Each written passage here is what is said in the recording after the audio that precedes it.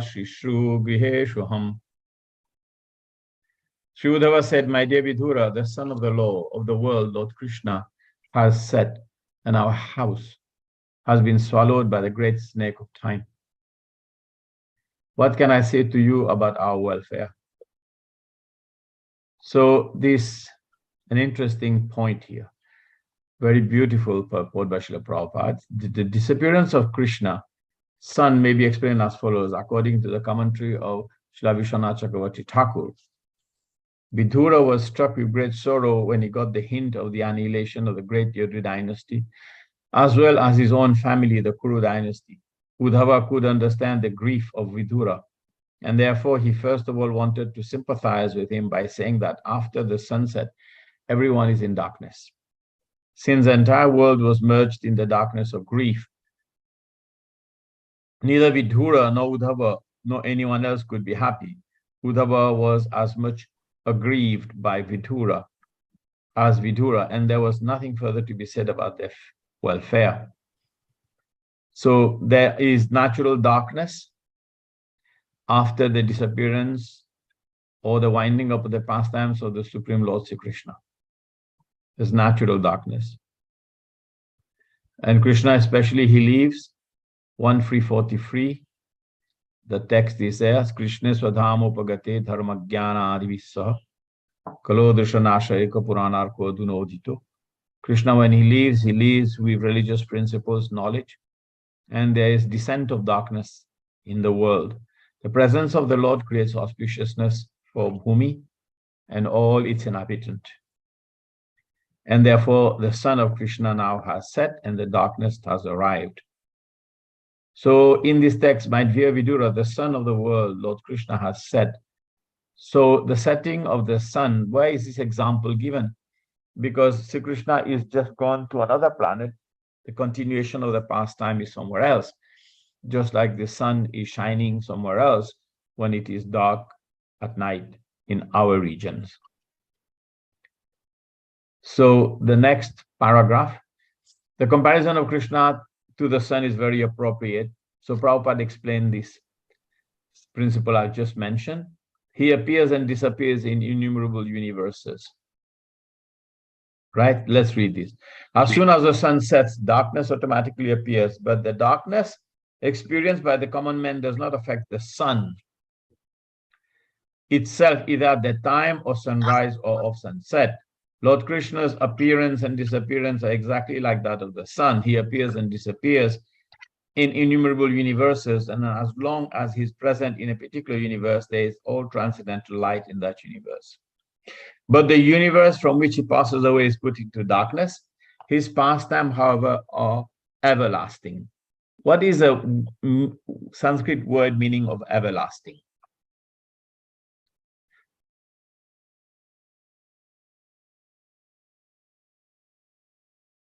It's nityam. It's nityam. It's always going on. It's always ever present. It's everlasting. It's not sanatana. Sanatana is eternal. It's nityam. Radha Krishna nitya lila, karila prakash. So Radha and Krishna's pastimes are nitya, everlasting, always going on. And how do you explain that it is always going on? Which means that the pastimes that we know about Sri Krishna is not stopping. These pastimes have a character of everlasting character. So at this particular moment, somewhere, somehow, some Mahabharata war is going on and Krishna is speaking. Somewhere, somehow, some Rasa Leela is going on and Krishna is dancing. Somewhere, somehow, Krishna is doing his pastimes. So when this is its own cycle of, just like the sun, it goes through the dial. And the sun is here, 1 o'clock, 2 o'clock, 3 o'clock, 4 o'clock. So the Krishna's pastimes is like that. It has its own cycle. It has its own chakra. It has its own existence. And it is going on in different parts of the world. And there are his parikar, his immediate environment, the devotees in his immediate environment, parshadas or parikar, they are always there with him. Prabhupada speaks typically of Kunti Devi and of Arjuna. being always in the material world, in the different pastimes with Lord Krishna in the different universes.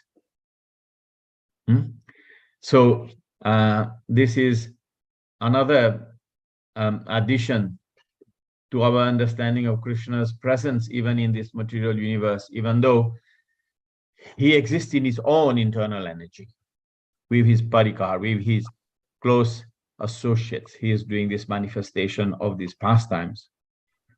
So the sun is always present. So these pastimes are always present, just like the sun is present, Prabhupada says, in India or in America. But when present in India, then American land is in darkness. And when sun is present in America, Indian hemisphere is in darkness. So our universe, our particular Earth planet is in darkness. He's gone somewhere else. He may be in a different universe either, or on different parts of the universe. Is this clear?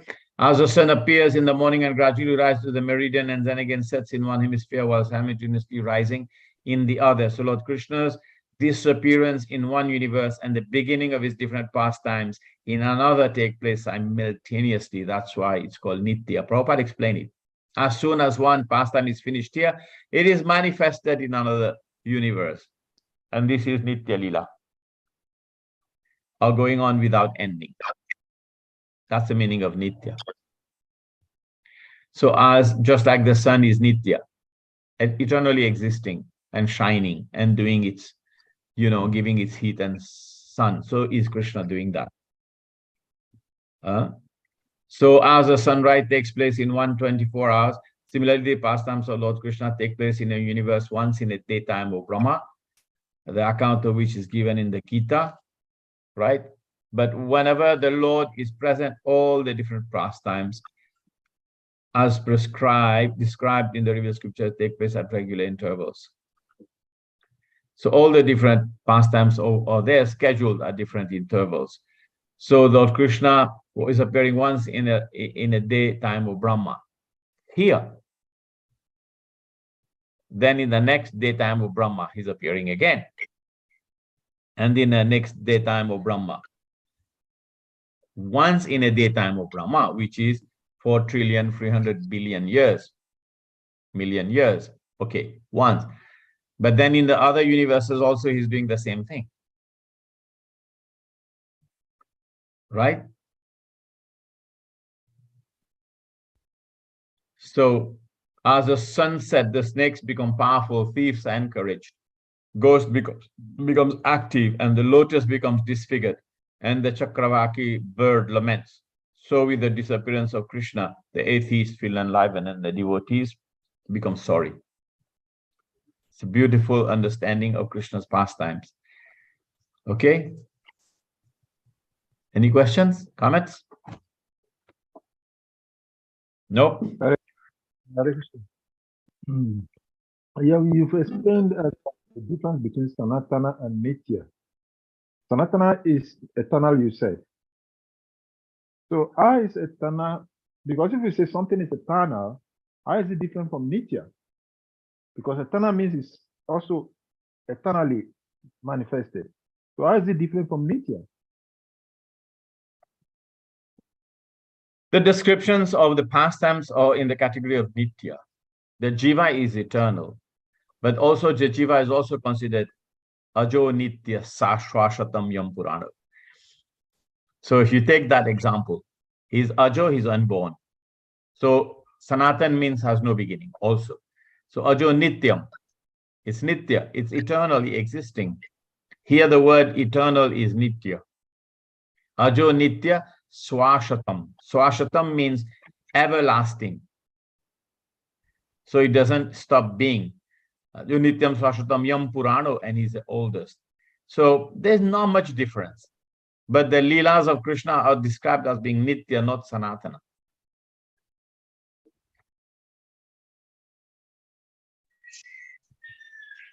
Hare Krishna. Yes. Please. So does it mean that eternal has an end? Because in your description and the differentiation, Nitya means that it is ever existing, everlasting. So as you're saying, both Nitya and Sanatana are almost the same, but Nitya is everlasting. So does it mean that eternity has an end? Some of the eternal activities or eternal existing things has an end. Does it imply that?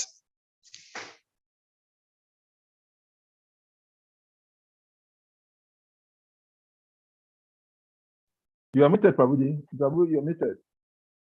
Advaita Krishna, Prabhu, you're muted. Yeah. Prabhupada here explains that Nitya Lila means eternal pastimes or going on without ending.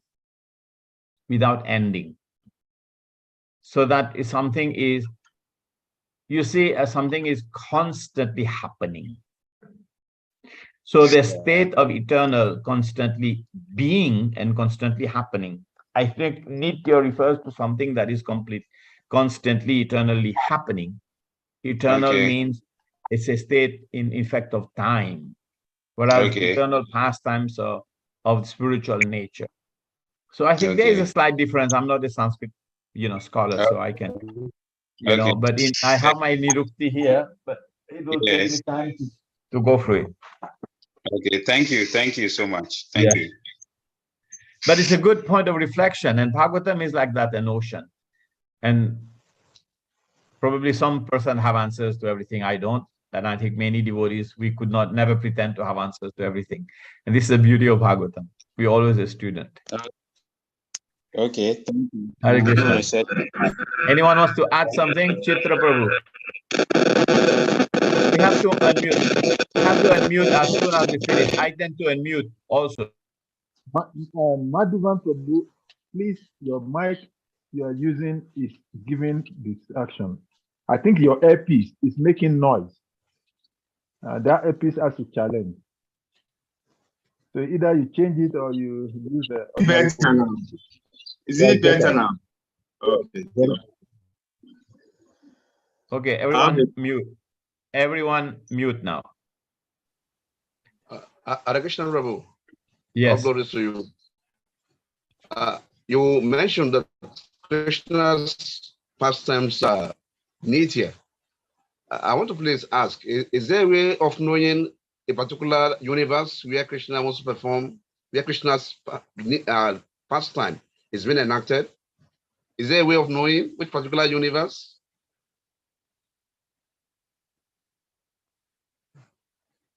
Yeah, yes, I said, yes, join Narad Muni.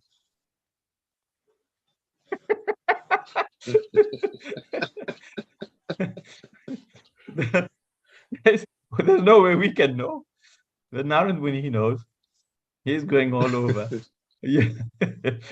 Okay, you understand the gist of my answer. Because the descriptions of Srimad Bhagavatam pertains to what's happening in our universe. And this is our pramana, our information.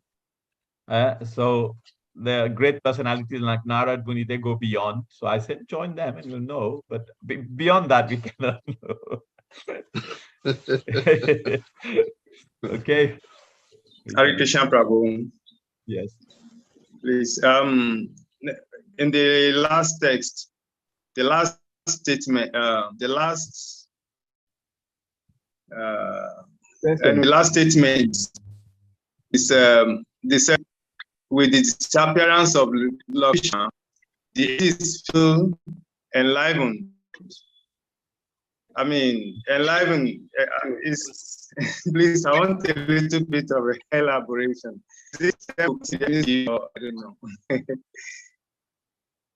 Yes, in the age of Kali, in the pastimes, chapter 1, text 17, 18, when Parikshit Maharaj has been cursed and Kali Yuga had already entered.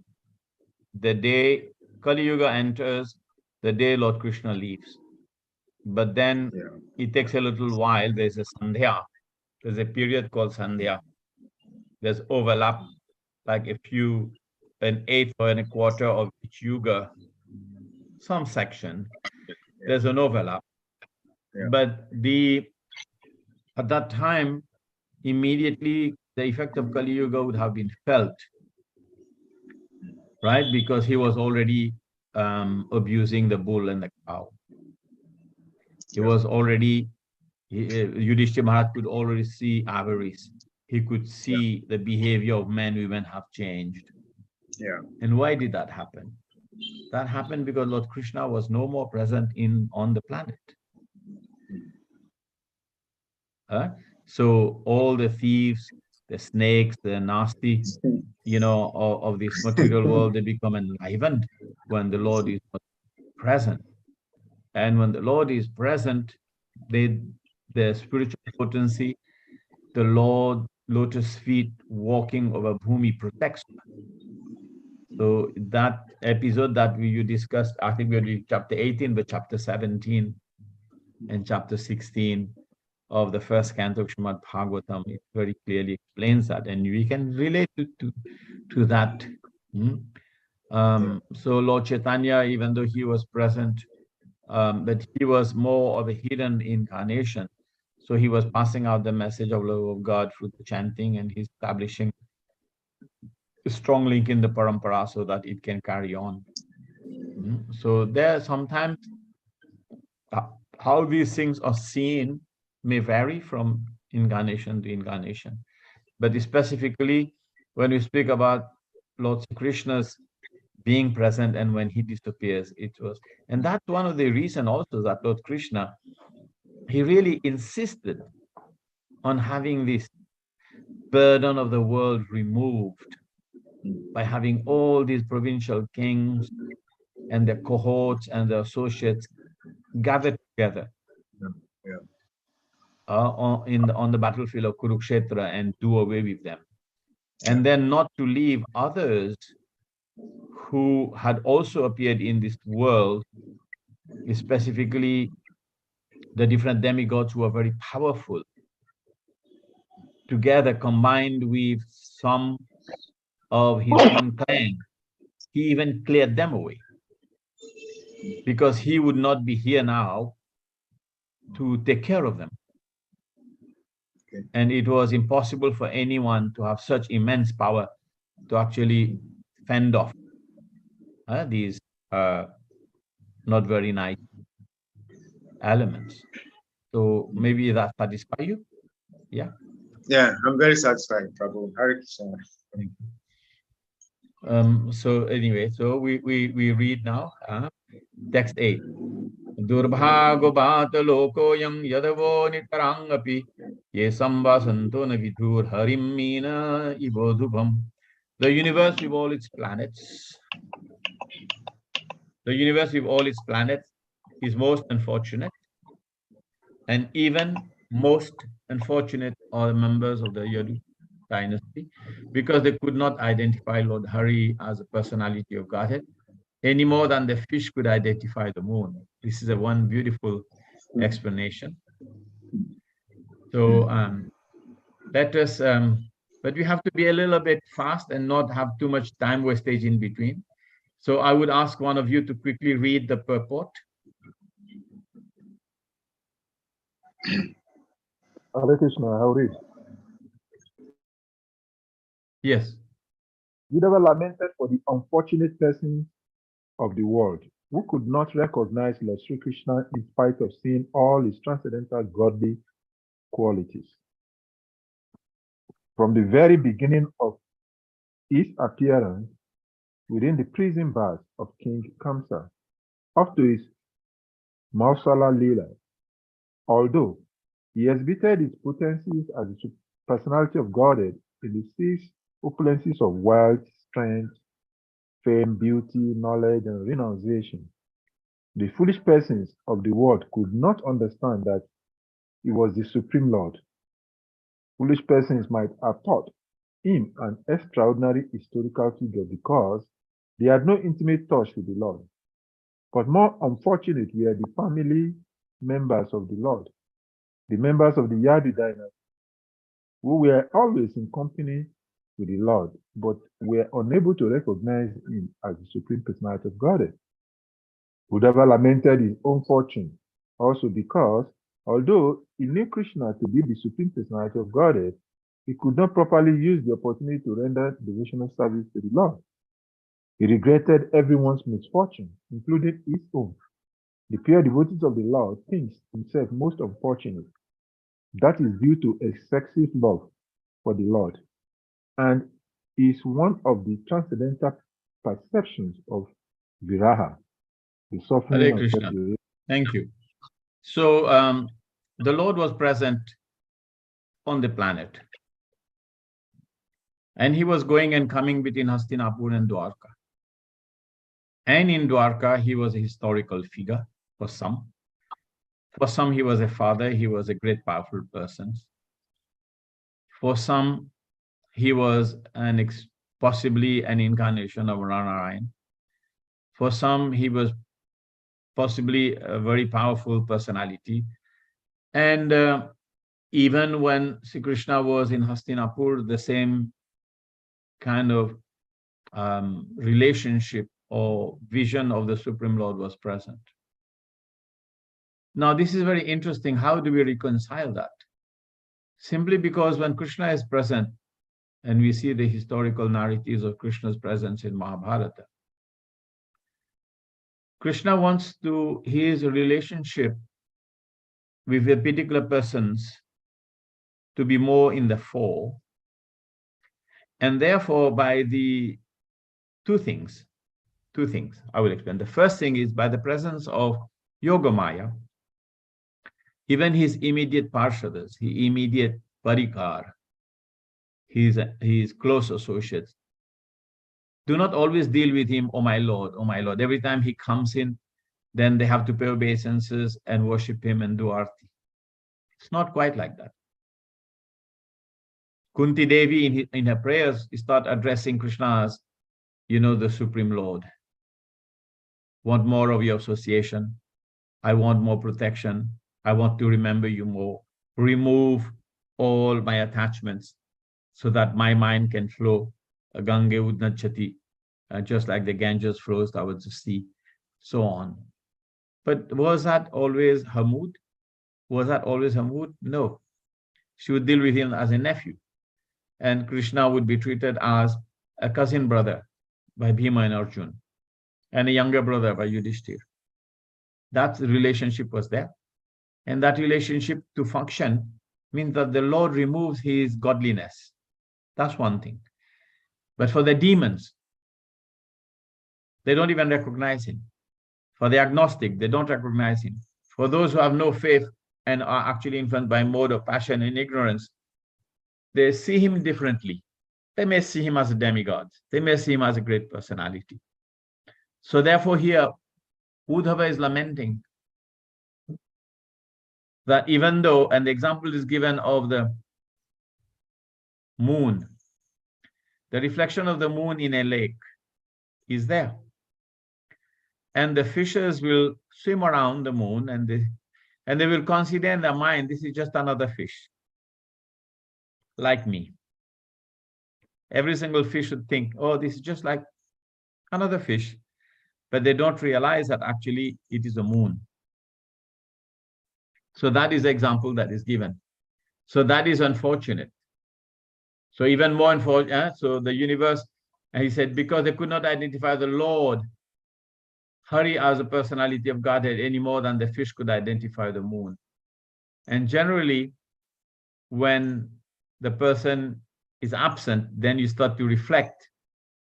But two things, like I said, the one is the Yogamaya of the Lord is acting as a shield so that he can come in and out, go in and out, act in a normal way, relating to everyone as a cousin brother, as a nephew, as a father, as a mother, this and that. And the second thing is the modes of material nature of those whose eyes are covered with Maya, hatred, and the sixth kind of fault. They do not see the Lord. So both is there. Both is there. But Uddhava is lamenting both in a way here. And he says, my own misfortune, Lord Krishna, he knew that the Supreme Personality of Godhead, but he could not properly use the opportunity to render devotional service to the Lord. That is a natural sentiment of the pure devotee. And Prabhupada is saying this is the element of viraha, the suffering of separation. But Uddhava was always very much inclined toward the Supreme Personality of Godhead. So it's very interesting also to analyze that. that this is probably also the desire of the Lord that this happens. It's the desire of the Lord that this happens. So okay, so we can study the next part. Read, please. Prabhupada continued. It is learned from the revealed scriptures that the moon was born from the milk ocean. There is a milk ocean in the upper planet. And there, Lord Vishnu, who controls the heart of every living being as Parama Atma, the super soul, resides as the Kshirodakasai Vishnu. Those who do not believe in the existence of the ocean of milk because they have experienced only of the salty water in the ocean should know that the word is also called the go, which means the cow. The urine of a cow is salty, and according to Ayurvedic medicine, the cow's urine is very effective in treating patients suffering from liver trouble. Such patients may not have any experience of the cow's milk because milk is never given to liver patients. But the liver patients may know that the cow has milk also, although he has never tasted it. Similarly, men who have experienced only of this tiny planet where the saltwater ocean exists may take information from the revealed scriptures that there is also an ocean of milk, although we have never seen it. From this ocean of milk, the moon was born, but the fish in the milk ocean could not recognize that the moon was not altogether fish, and was different from them. The fish took the moon to be one of them, or maybe something illuminating, but nothing more. The unfortunate persons who do not recognize Lord Krishna are like such fish. They take him to be one of them. Although a little extraordinary in opulence, strength, etc., the Bhagavad Gita 9:11 confirms such foolish persons to be most unfortunate. Abajananti mam mudha manushim tanu ashritam. So the two things, the cow urine and the milk, right? So basically, both coming from the cow. So similarly, one is salty, one is very nice, but because of the disease condition, the milk is not advised. So the pastimes of the Lord as the Supreme Lord, for those who are in the disease condition of life, cannot be appreciated. But both coming from the Lord itself.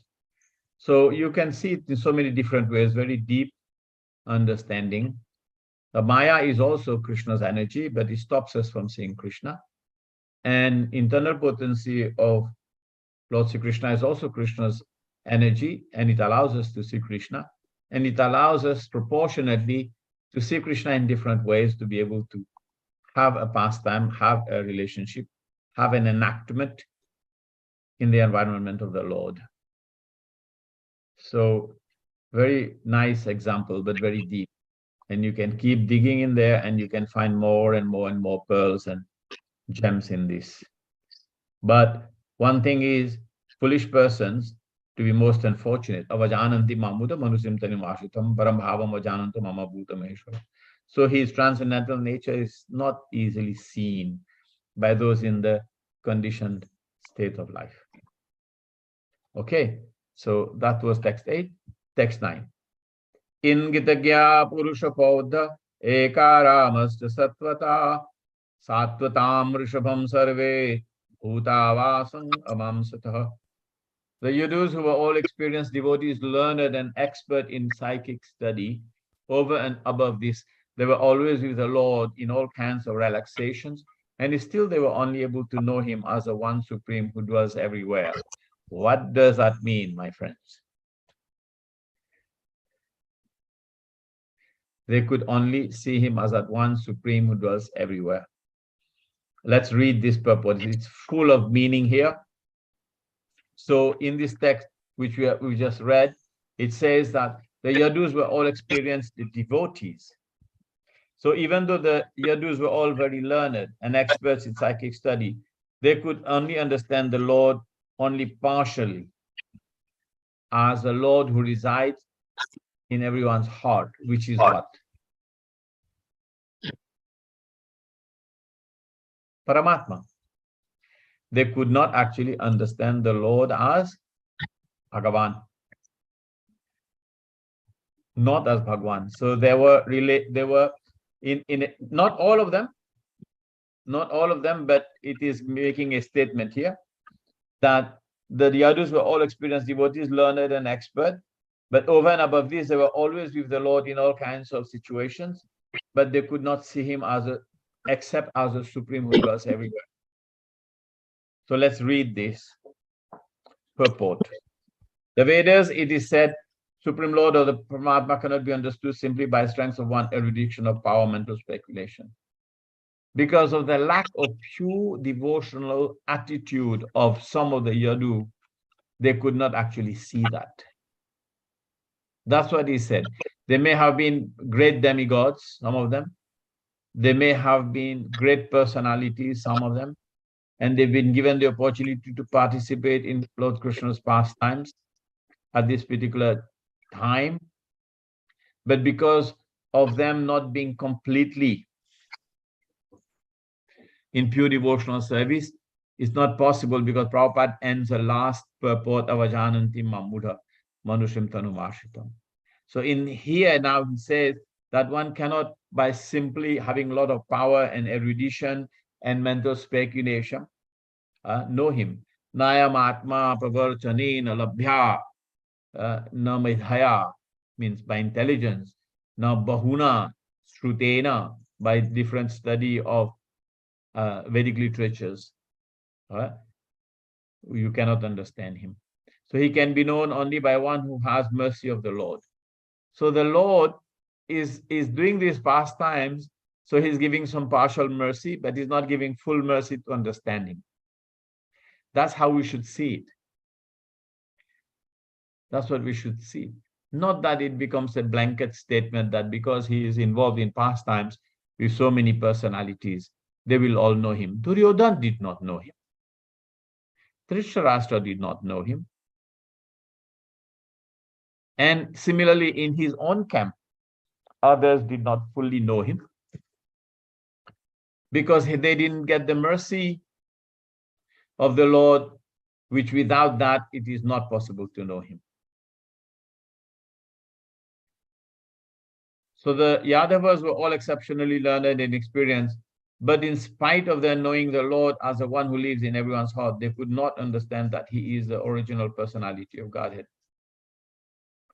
This lack of knowledge was not due to their insufficient erudition, it was due to their misfortune. And the misfortune is when you're not getting mercy. This lack of knowledge was, so in Vrindavan, however, the Lord was not even known as Paramatma.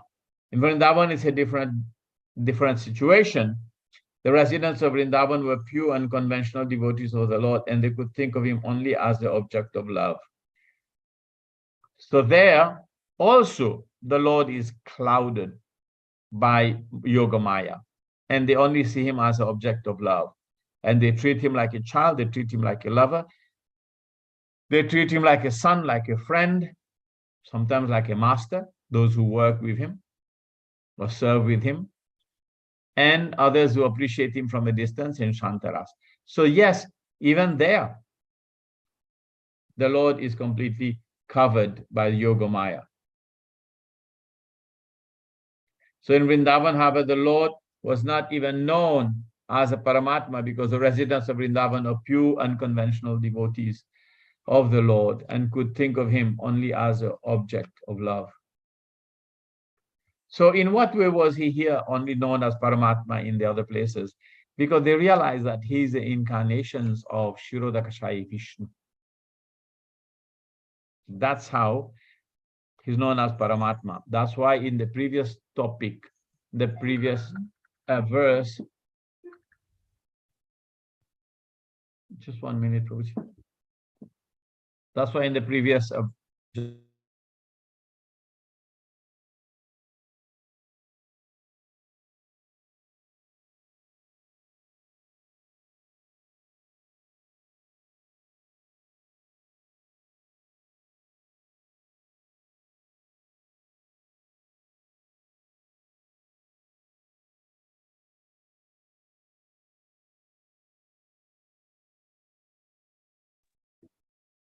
Sorry.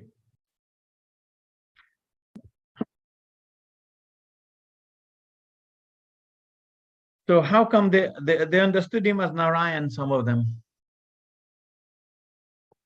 And in the sense that Shuddhadakshaya Vishnu, when he appears in this world, okay, let me take it a little one step further back. When there is trouble, the demigods, the devatas, go to the Shirodakshai ocean. They go to the Shira ocean, the planet of, often called sometimes Svetadvip, where the Lord is residing on Anantashesh in the ocean of milk. They cannot reach there, but they go to the shore of that ocean of milk and they chant Purusha Shukta prayers. And then the Lord gives them darshan, either personally or by some, sound. And he will say, okay, I understand the troubles you going through. So because the Lord is a maintainer in the universe, so whenever there are some upheavals in the arrangement of the running of the material affairs of the universe, the Lord comes and straightens things up. He's a maintainer. So maintenance doesn't mean that he's a constant thing. And sometimes demons rise and then create havoc. And then the administrative affairs of the universes are distorted because of the influence of unhealthy individuals. And the demigods cannot control the situation. It's beyond them. So they go to the Supreme Lord. So therefore he comes. So in this particular case, Lord Shirodakshaya Vishnu appears as Lord Sri Krishna, as the son of Devaki, as Prishnigarbha, as the son of Devaki. So sometimes it is said that because he is that Lord who is Paramatma who has now appeared. So some of them may also understand that side of things, that he is the incarnation of Narayan, he is the incarnation of Lord Vishnu, and therefore he is among us. And he's come here to do these godly qualities, to do his godly work, to do his, work of sorting out the system of administration and maintenance. So that also, they see him like that. They see him, they don't see him as Supreme Lord, but they see him as a person, as Paramatma. This is a little bit difficult also to understand. Who sees him as what? But this verse is explaining that some do not see him even as Paramatma. But Prabhupada also takes the explanation of Vrindavan, where everyone sees him as the beloved. And there is a different thing. That Krishna actually allows Yoga Maya to cover his godhoodness, his godliness. So that we have to understand it, how Prabhupada explains it like that. So this lack of knowledge was not due to the erudition, it was due to the misfortune. In Vrindavan, therefore, the Lord was not even known as Paramatma, because the residents of Vrindavan are pure, unconventional devotees of the Lord and could think of him as the object of love. They did not know that he is a personality of Godhead. The Yadus, or the residents of Dwarka Harbor, could not know Lord Krishna as Vasudev. Sorry. They did not know that he is a personality of Godhead. The Yadus, or the residents of Dwarka, however, could know Lord Krishna as Vasudev, or the super soul living everywhere, but not as a Supreme Lord. I find it very hard to explain this how. So as scholars of the Vedas, they verified the Vedic hymns, Eko Deva Sarva Bhuta Dhishvasa Antaryami, and Vrishninam Paradevata. The Yadu therefore accepted Lord Krishna as a super soul, incarnated in their family, and not more than that. That's how I was explaining the super soul being Shirodakshaya Vishnu, who had incarnated in their family. The point is, there are 3 levels of understanding of the absolute truth. Anyone can recite me the verse in the first canto?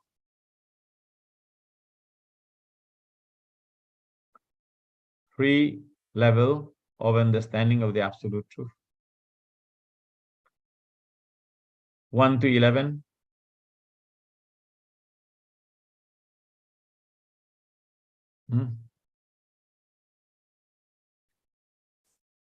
No?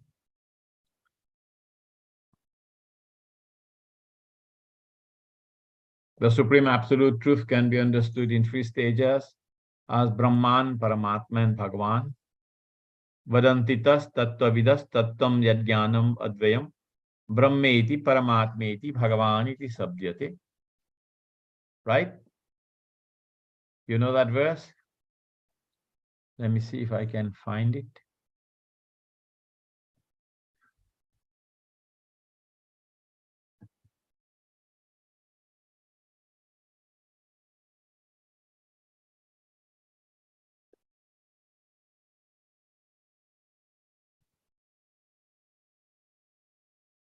Here it is.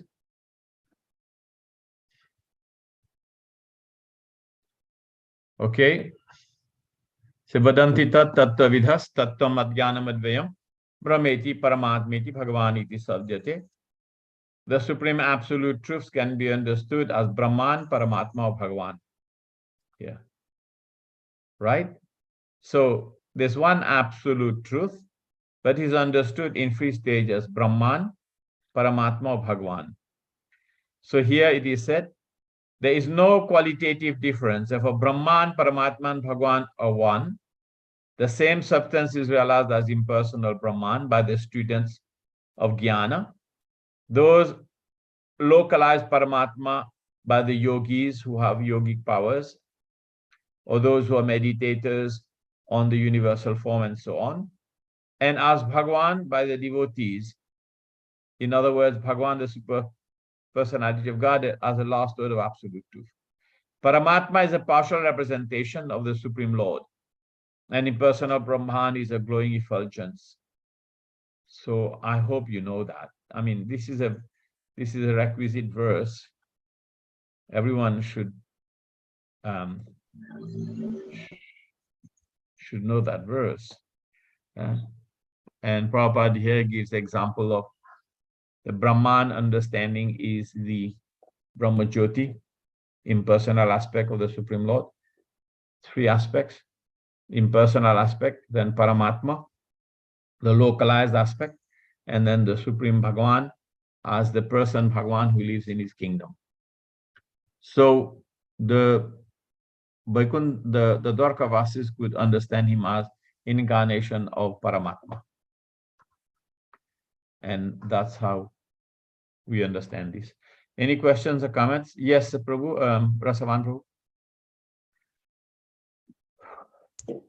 Thank you very much, Prabhuji, for this great insight you're giving us. But with all what we have heard and learned today, there is a question that is bothering my mind.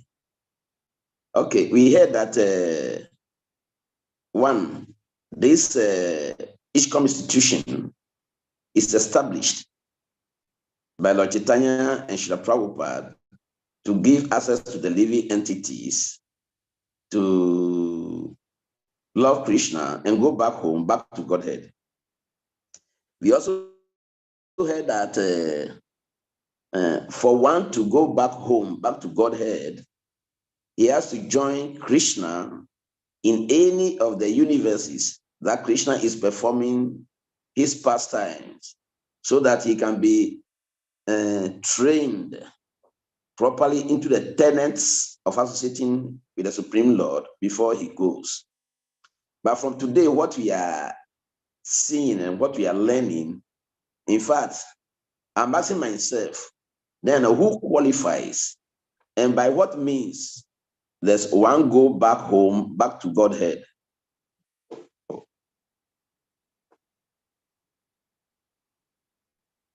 Well, only by pure devotional service, one is qualified to go back home, back to Godhead. I mean, we have no doubt about that. Now, when Krishna, okay, I understand the gist of your questions. When you're thinking about, your phone is the other way. Can you straighten it? Yeah. Yes. Yeah.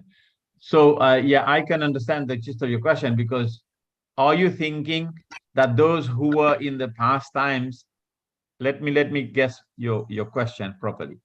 Are you thinking that those people who were in the past times with Krishna in Dwarka could not understand him? So what is the hope for us? Is that what you're thinking?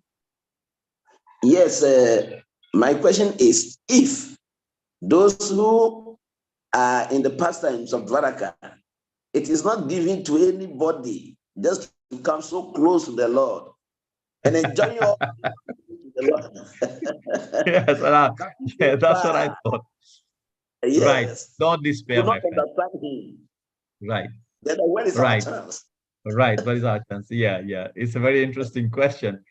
You see, we should not be so concerned about our rasa, our relationship, our close service, and our level of association, attainment, appreciation of everything with the Supreme Lord. What we should really think is our service should begin and end with the Vaishnavas and Guru. One of my very dear Shiksha Guru, the most senior devotees here, we were discussing one thing.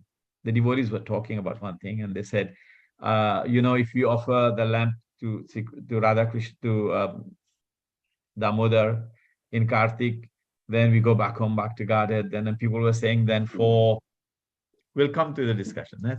So he said the other thing that was saying that if we give out Srimad Bhagavatam on the day of Bhadra Purnima, we come back to Godhead. And he said, none of these. The only way we go back home, back to God is Prabhupada takes us back home, back to God.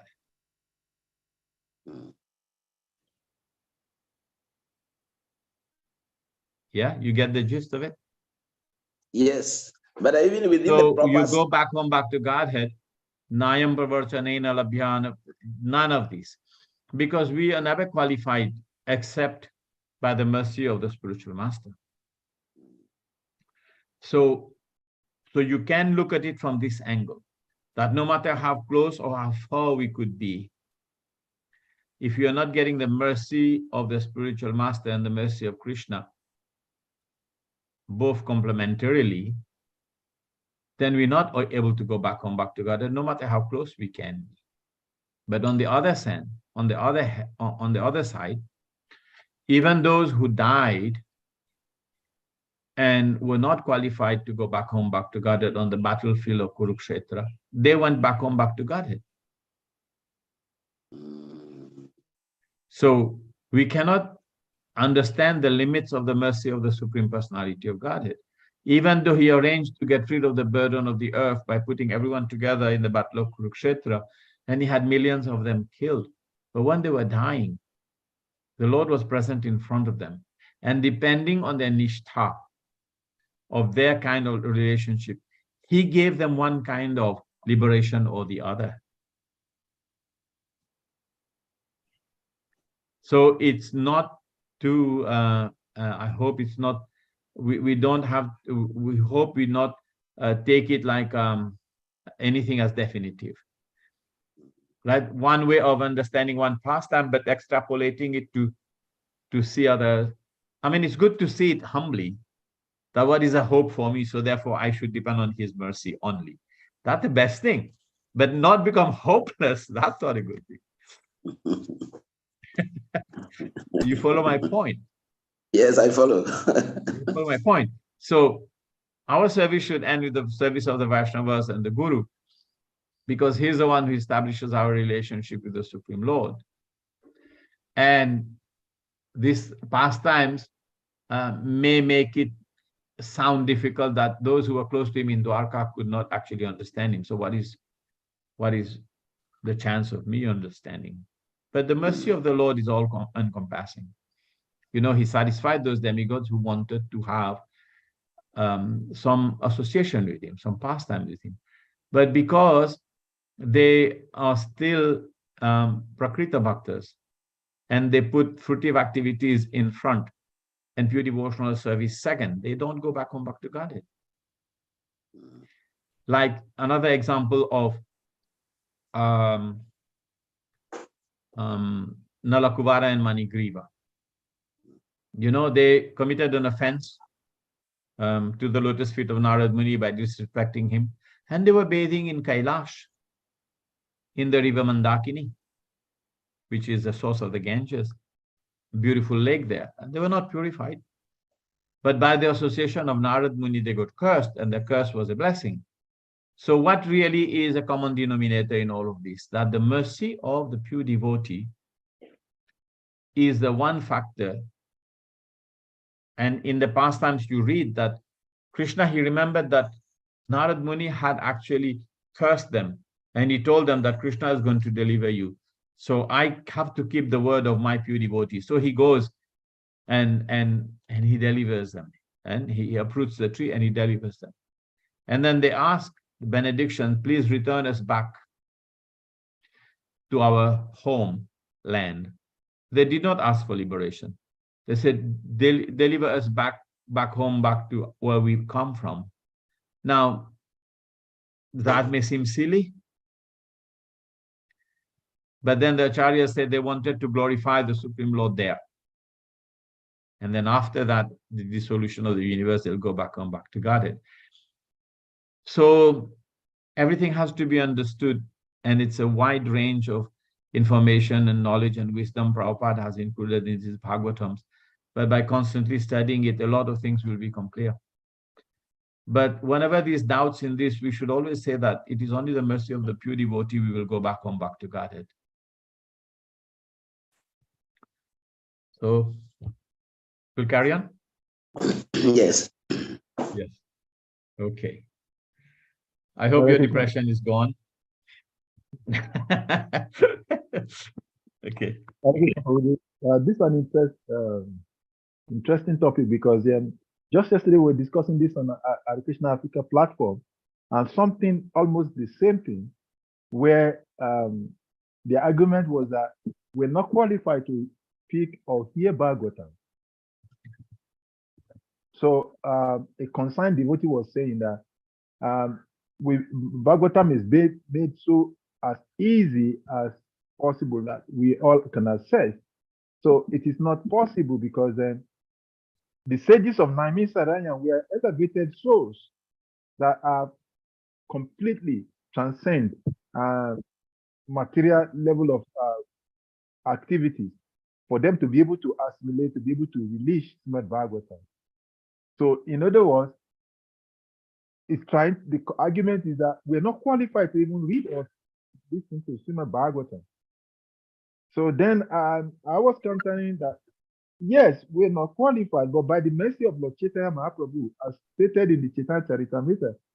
Just give me a minute, Prabhu. Just give me a minute.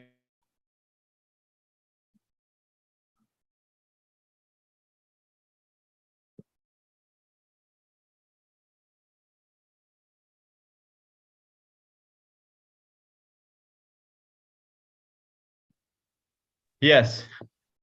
Yeah. So I was trying to explain that, yes, by all standards, we're not qualified. We're not even near we have not even rise above the most, talk less of coming to the stage of Naimisaranya. But by the mercy of Lord Chaitanya Mahaprabhu descending down to Srila Prabhupada, we're qualified to read, to hear Srimad Bhagavatam because our qualification is authenticated by the mercy of the Lord and his pure devotee. So it was a heated discussion back and front for almost about an hour yesterday. So it's a so similar thing to what you are just discussing now. There's another thing also. Because the name sages of Naimisharanya are noted in the Bhagavatam, doesn't mean that they were all pure devotees. There was a whole thousands of them. Some yogis, some jnanis, some karmis, some karmakandis, everyone was there. Just like in Dwarka Lila, everyone is there. Some very fortunate, some very unfortunate. Maitreya Muni. Maitreya Rishi comes from the Jnana Bhakta platform, and Uddhava comes from a pure devotee platform.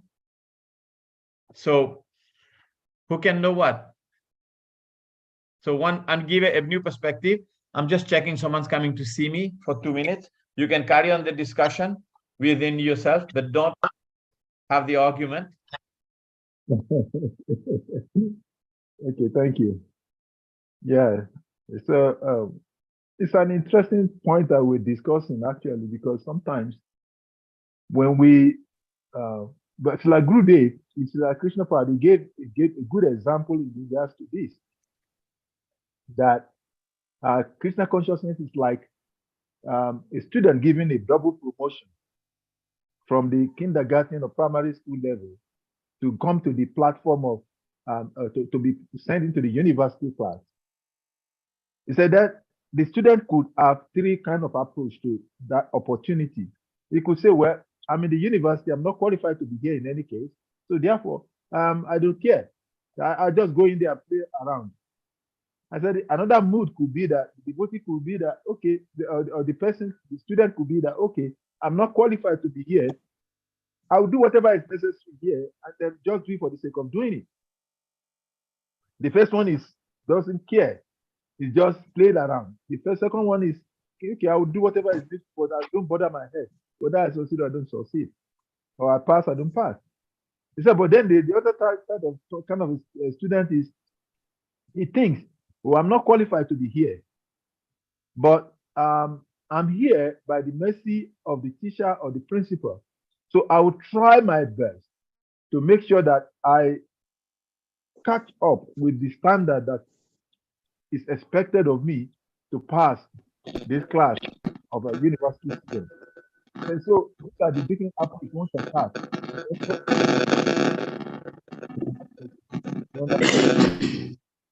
How do you want to this your earpiece? So therefore, so it's the same thing with this. One could look at the personalities, even the great sages, they cannot understand Krishna. Then what is the hope for us? But the hope for us is that the mercy of the Lord and the mercy of the pure devotees of the Lord, because they bridge that is in between us and the attainment of that prima bhakti qualifies us to go back to better. Maybe someone else wants to share. Jyoti Sharu Prabhu was raising hand at the time. Jyoti Sharu Prabhu. Hare Krishna Prabhuji. Yes, Prabhuji. Yeah, earlier I wanted to ask some question, but I couldn't. It's regarding, when Krishna was here on the earth, I mean, when we were entering into Kali Yuga. So Yudhishthir Maharaj can see like the Kali Yuga has started by some gnomes, like some unauspicious thing was happening. So I just want to know when even Lord Krishna was here, there were some people like they were eating non-veg and they were doing wrong things, criminal activities. Okay, so even that time, Dwapar Yuga time, when the Kali Yuga was not started, still that thing was happening. So Prabhuji, what is the difference in, Kali Yuga, Ghor Kali Yuga will be, it will be extreme sinful activities. But even when Lord Krishna was there, still the thing was happening. So how we can understand this, Prabhuji? Actually, I wanted to ask Advaita Prabhu this question, but well, there were so many questions, so I couldn't enter. Okay, so please, if you can, yeah. Actually, I request that at least for those of us who are doing Bhakti Vaibhava, I request that if time permits, even if we cannot be fully participate, but we can join the Bhagavatam daily discourse on Hare Krishna Africa platform, because at that platform we have opportunity to discuss a whole lot of things in regards to the Srimad Bhagavatam. We are actually taking Srimad Bhagavatam. We're still in fourth canto because it's one verse in a day, unlike on this study where we take like several verses at a time. But the question you are asking, Advaita Krishna Prabhu will come to attend to that.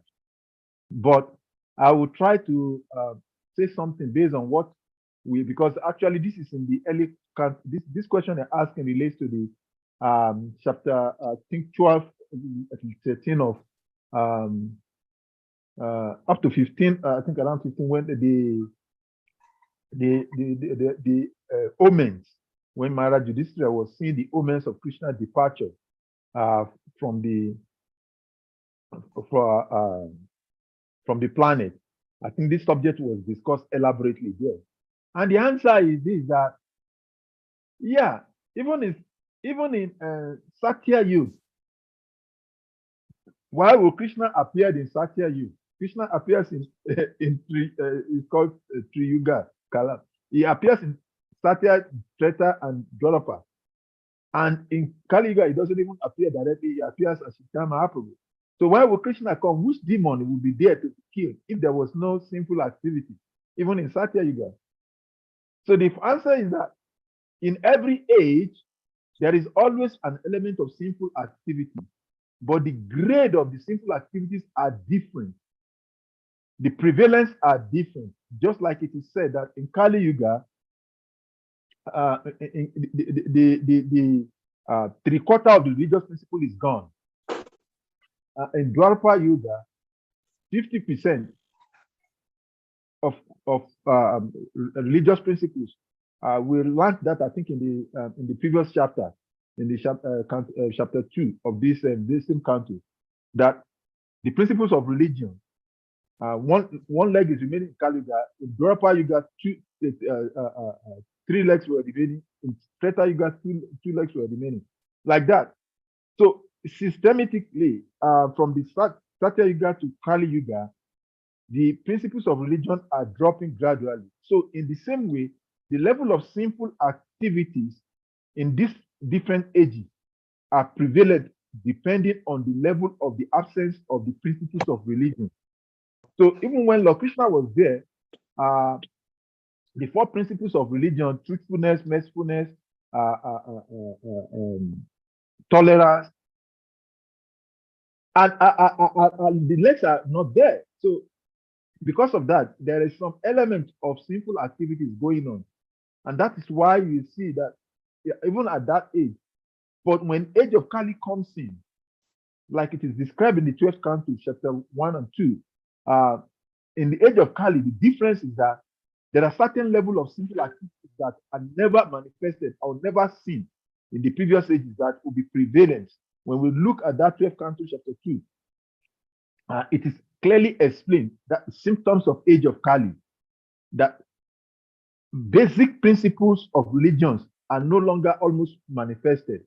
And like Prabhu was explaining earlier on, the overlapping of the ages in the beginning of, at the end of Dwapara Yuga and the beginning of Kali Yuga, the symptoms may not be right, just like 100 years ago. Just 100 years ago, there are certain things that we cannot conceive. 100 years ago, in West Africa, you never see a building built, whether it is in Ghana or Nigeria or anywhere, that there is so much of fence. But nowadays, you cannot even conceive of building a house without putting a fence because of security challenges.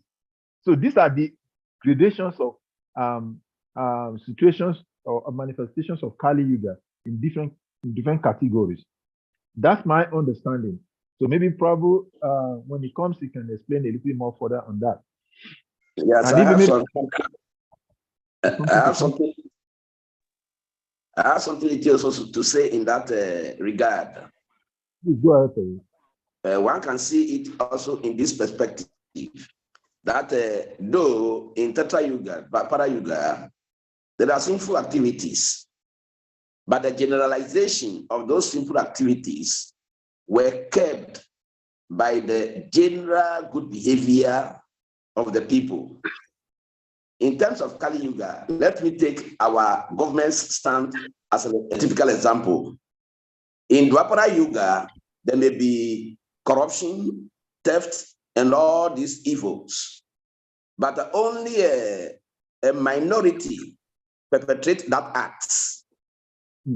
So it is totally abhorred by the general mass of people in Dwapara Yuga. But in Kali Yuga, what happens? The general mass of people caution corruption, theft, prostitution, homosexuality, and all those things. Like Salika Prabhu was saying, in 100 years ago, when we were children, that word homosexual or lesbianism, in fact, we have never heard it. But today, a child of 3 years, 4 years, 5 years know what it is. And it is so generalized that even when people do that, they are appraised. Now, the world is enacting laws to caution these acts. What to say about corruption and stealing in the government coffers? If now you as a devotee goes to work in the government organization and you don't steal, your family will hold you that you are not intelligent. Your friends will treat you as you don't have any ambition. But when people dive their hands deep into the government coffers and they steal a lot of money, they are praised. This is Kali Yuga. So that is the differences that make. That's what makes the difference between the various ages: the degree of sinful activities, and then the degradation in the human culture. Hare Krishna, Prabhuji. Thank you very much for that addition. Maybe any other. Prabhu wants to say something? No, thank you, Prabhuji. Yeah, Kali Yuga is a terrible time that sinful activities is glorified. Religion is considered to be irreligion, and irreligion is considered to be religion. So, in the previous ages, it's not like that. Although there are sinful people, but they hide themselves to engage in sinful activities. Hare Krishna. Welcome, Prabhu. Hare Krishna. Sorry, I had someone. So what was the gist of the discussion? Yeah, we were discussing about the point which we left with. But Jyoti Sharu Prabhu asked a question which we said you brought in it when you come. And the question was that we're talking about sinful activities in Kali Yuga, but even when Krishna was present in Dwarapa Yuga, there were still sinful activities. So how do we explain it? Because everyone has an individual choice. Kamsa was a rascal. He was doing his rascaldom. And he was even trying to kill Krishna. Indra was a demigod. And he was trying to kill the Vrindavan Vasis by drowning the inhabitants in torrents of rain, sending clouds that they use for pralay, for annihilation. And he was a rascal. So the rascals are everywhere because we're in the material nature, and the modes of material nature rub us the wrong way and makes us forget our identification. And by misidentification, we think we are the body. And the 6 types of ignorance that is caused by the body, 6 types of ignorance that is caused, tamashra, andatamishra, so on and so forth. It makes us actually think as enjoyers. We think that we're going to die, therefore we fight back. We think that, we are the body and therefore we want to preserve it, and so on and so forth. That's why it is like that. It's a misidentification with the body.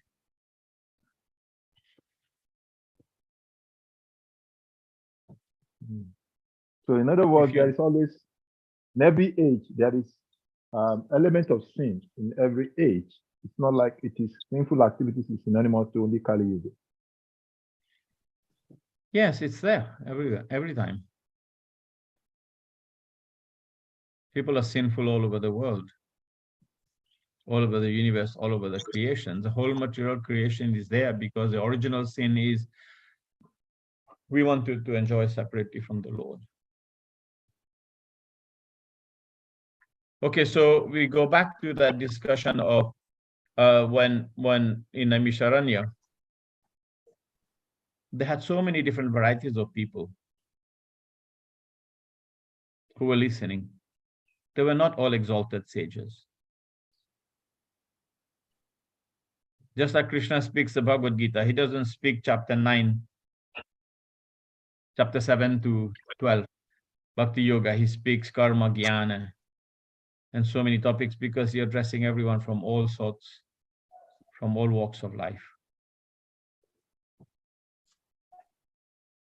So are we qualified to study the Bhagavatam? Well, the Bhagavatam quickly brings results to both category of people, those who are bhava and bhuvika. First canto text, chapter 1, text 3. Those who are earthly and those who are have symptoms of spiritual emotion. They're good for both and they bring quick results. So we should study the Bhagavatam.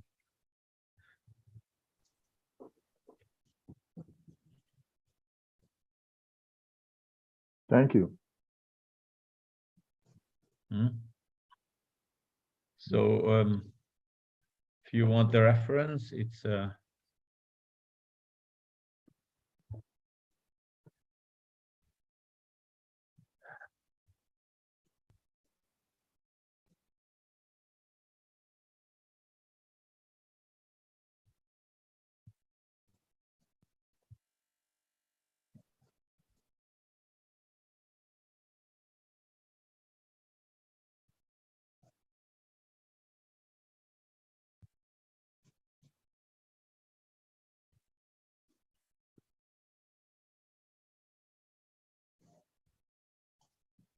here, you see. You see that verse? Is Rasika and Bhuvi Bhavuka. So he says expert and thoughtful. Rashika, those who are full of knowledge and mellows, and Bhuvi on the earth, those who are very much on the local level, influenced by the modes of nature. Bhuvi. So both, it brings very quick result. Right? It brings very quick result to both of these. So that is explanation for that. If you do the invocation on that, then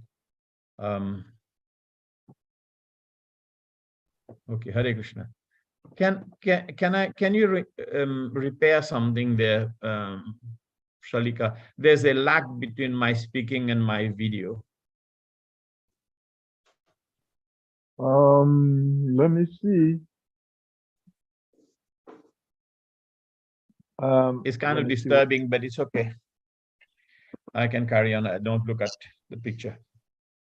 All right. But you can hear me all properly? Yeah, we can hear it clearly. Yes. Okay, sometimes it happens.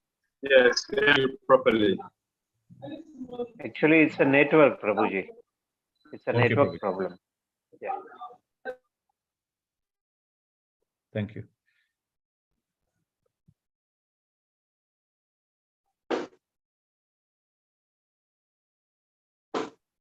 So we read text 10. Under no circumstances can the words of person bewildered by the illusory energy of the Lord deviate the intelligence of those who are completely surrendered souls. So the surrendered souls are protected by the Daivi Shakti, the spiritual energy of the Lord. And therefore, the bewildered persons, those who are under the spell of the material energy, they cannot deviate the mind of the pure souls. So you can read. There's some points in this purport, but we move on. You can read that. If there's any points you want to discuss that you have read or you will read, then we can go back to it. So then text 11, Lord Sri Krishna, who manifested his eternal form before the vision of all on the earth, performed his disappearance by removing his form from the sight of those who are unable to see him as he is due to not executing required penance. So he was manifested. He has manifested his eternal form, all right, before the vision of all on the earth. And then he did this act of disappearance, pastime, and removing himself from the sight of those who were unable to see him. What does that mean? Those who saw him as the Supreme Personality of Godhead will carry on seeing him as the Supreme Personality of Godhead and have his darshan without any problem. And those who could not see him, they only see him as he is no more now, because they never saw him when he was here. Why? Because they were not actually in devotional service, so they could not see him.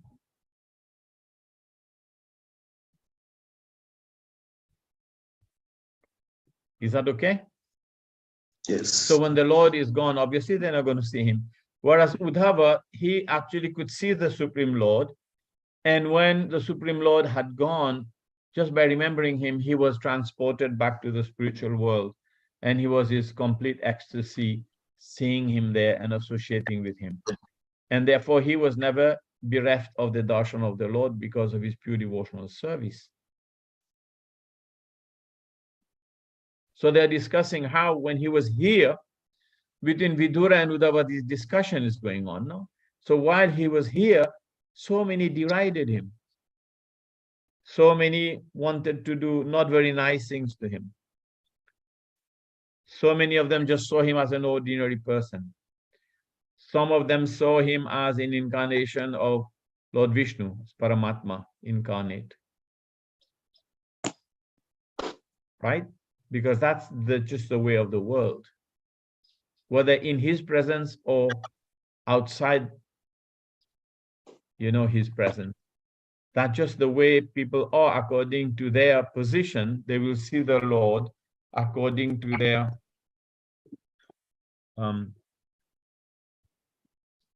according so, Prabhu, to there's their a question.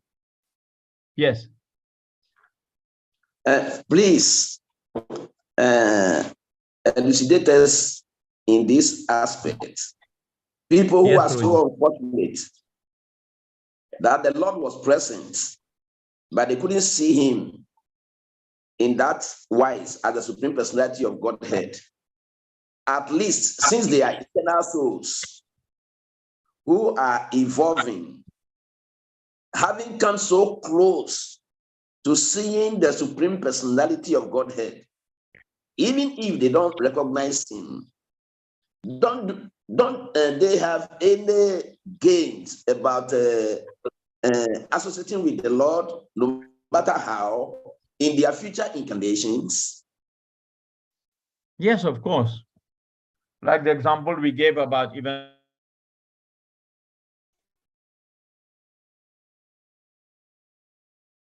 had wanted the big war.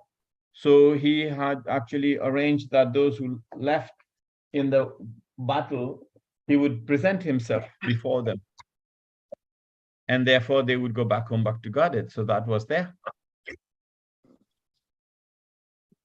Yeah, so naturally, you connect to anything to do with spiritual life and to connect directly with the incarnation of the Supreme Lord on this planet, then obviously there is so much mercy. Yes, definitely. Definitely. Those who associated with him were tremendously benefited, even unknowingly. And it's the same applies to everything. Whether we hear the holy name of the Lord, we take prasadam, even unknowingly. There's another beautiful pastime. I'll narrate this pastime to give you a better understanding, or somewhat a different angle of understanding to this point, is when the Brahmana Patnis, when Krishna and Balaram were in that particular village and they were hungry, and after having, hoped that they would eat the tala fruit, and Dhenukasura was killed and everything was very disgusting with all dead bodies everywhere, and the boys were hungry and they complained to Krishna and Balaram, we're hungry, and and Krishna and Balaram said, we were also hungry. Then they went to ask and beg for food from these Brahmana Patnis, from the Brahmanas. And the Brahmanas said, I'm making an important sacrifice for the Lord, and why are these boys asking this food?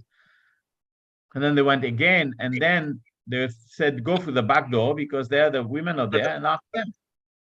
So then the food was loaded on big trays, and then they were carried on the head by these Brahmana Patnis. And they went to serve Krishna and Balaram this bhoga that was meant for the glorification of Lord Vishnu. And Lord Krishna gave a very beautiful darshan to those women. And the beautiful darshan he described, he was twirling a lotus flower, and he was leaning on one of his friends, and he had his cow stick, and he had his shash nicely tied, and he has this beautiful flute and everything, and he actually gave them a beautiful darshan. But then when they wanted to stay with him, they said, now we are ruined because we disobeyed our husbands, we lost our chastity by leaving our house and coming and see you and so on. Now it's the end of our life. And Lord Krishna told them, he said, but that's not the way you get me. After having given them the darshan, he said, that's not the way. He said, you should go back and you should worship the deities, you should take darshan, you should chant, you should hear. That's how you actually get me. After they have served him, Bhoga, personally, and taken the beautiful darshan, that's what he tells them. Right? So the process is Shravanam, Kirtanam, Vishnu Smaranam. So he tells them, go back. He said, but we won't be accepted. He said, don't be so sure. So he arranges, and then the Brahmanas, they convert. They said, the mercy that our wives have got is incredible. So they had a change of heart. And when the women were going back, they were receiving them open-heartedly with their arms outstretched. Oh, you're so lucky. You got the mercy of the Lord. You got the mercy of the Lord. And we are foolish, engaged in ritualistic activities. But still, that was the instruction that was given by Lord Krishna to them. Go back, take darshan, chant, read, study, engage in Bhakti Vaibhava. That's how you do it. Right? So that's what Lord Krishna was. Okay. Sure. So we have to follow the process. So what text is up now? 11. I think we jumped text 10. 10. No. 10. No. And then no circumstance. No, we did 10. We did No, 10. we did 10. Yeah. We did 10 Yeah, on no, 11. We did 10. Purport. Yeah. No, it's okay. You can read. It is not due to, so text 11 now we've just done. Now we do 12. So it says, the Lord appeared in the material world by his internal potency, Yogamaya. He came in his eternal form, which is just suitable for his pastimes. These pastimes are wonderful for everyone, even for those proud of their own opulence, including the Lord himself in his form as the Lord of Vaikuntha. Thus, Sri Krishna's transcendental body is the ornament of all ornaments. So Uddhava is explaining here that he appeared in this mortal world by his own internal potency, right? And he came in his eternal form, which is made suitable for his pastimes. So he appeared in his Vaibhava form, with 4 arms for those, sometimes 2, sometimes 4, depending on how it is appropriate for Dwarkavasis. And he appeared also as in his own original form in Gopavesh, as cowherd boy in Vrindavan.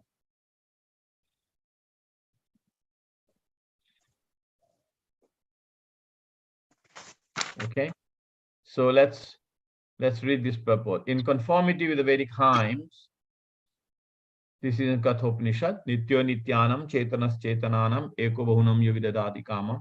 The personality of Godhead is more excellent than all other living beings within all the universes in the material world.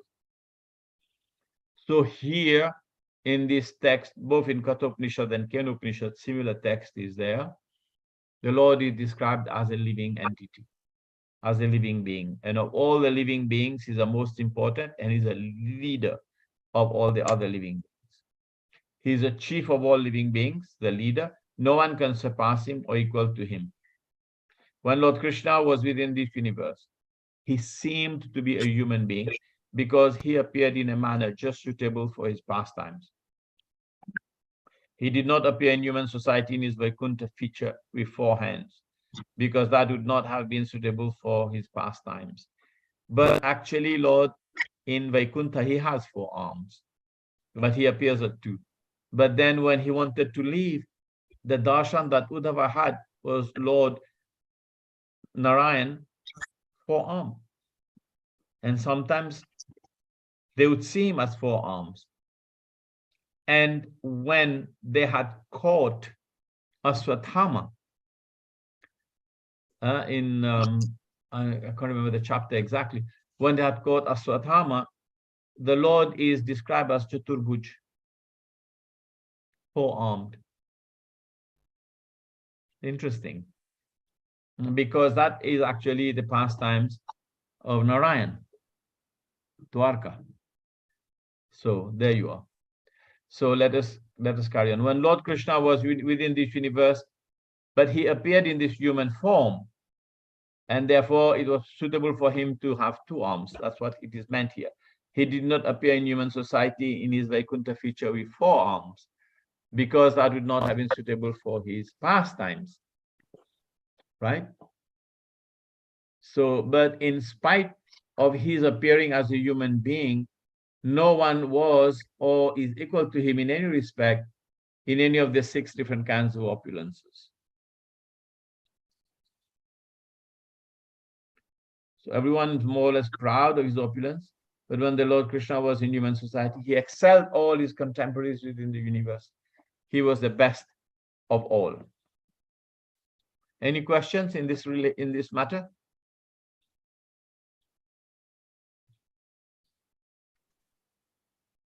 Okay, so we read. When the Lord's pastime are visible to the human eye, they're called prakata, and when they're not visible, they're aprakata, manifest or unmanifest, or seen or not seen. The Lord's pastime never stopped, just as the sun never leaves the sky. The sun is always in its right orbit in the sky, right? This is also the explanation that is carried on from text 12 that we have studied today. No, text 7 that we have studied today. But it is sometimes visible and sometimes invisible to our limited vision. Similarly, the pastimes of the Lord are always current in one universe or another. And when Lord Krishna disappeared from the transcendental abode of Dwarka, it was simply a disappearance from the eyes of the people. It should not be misunderstood that his transcendental body, which is just suitable for the pastimes in the mortal world, is in any way inferior. So yes, he appears and then he disappears, and his pastime goes somewhere else. But Krishna doesn't undergo any death. So his disappearance, some rascal Swamis say that Krishna's died, but that's not what it is. Okay, so it should not be misunderstood, which is just so like that. His body manifested in the material world in transcendental par excellence, in the sense that his pastimes in the mortal world excel his mercy displayed in the Vaikuntha planets. Excel his mercy displayed. So actually Lord Sri Krishna is more merciful. That's why he comes. His pastimes in his different forms in this mortal world is where his mercy is super excellent. That's what Prabhupada is saying. He excel his mercy here. In Vaikuntha Lok, the Lord is merciful to our deliberated or Nitya Mukta living entities. But in his pastimes in the mortal world, he is merciful even to the fallen souls who are Nitya Bada or conditioned forever. The 6 excellent opulences which he displayed in the mortal world by the agency of his eternal potency are rare even in Vaikuntha. So Krishna actually, his display of pastimes in the material universe is beautiful. It's actually so sweet and so nice. And sometimes those pastimes are not even there in the Vaikuntha planet. And he's doing these special pastimes here because he cares for us.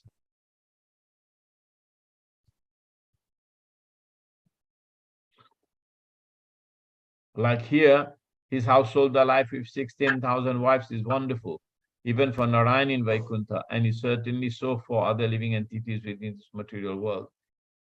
That's a specific pastime for this world. Nice. So isn't he more merciful? Definitely. So we're not looking for proximity, we're looking for katha. By hearing constantly about these wonderful pastimes of the Supreme Lord, we become purified. And we become attracted to these wonderful pastimes. Okay.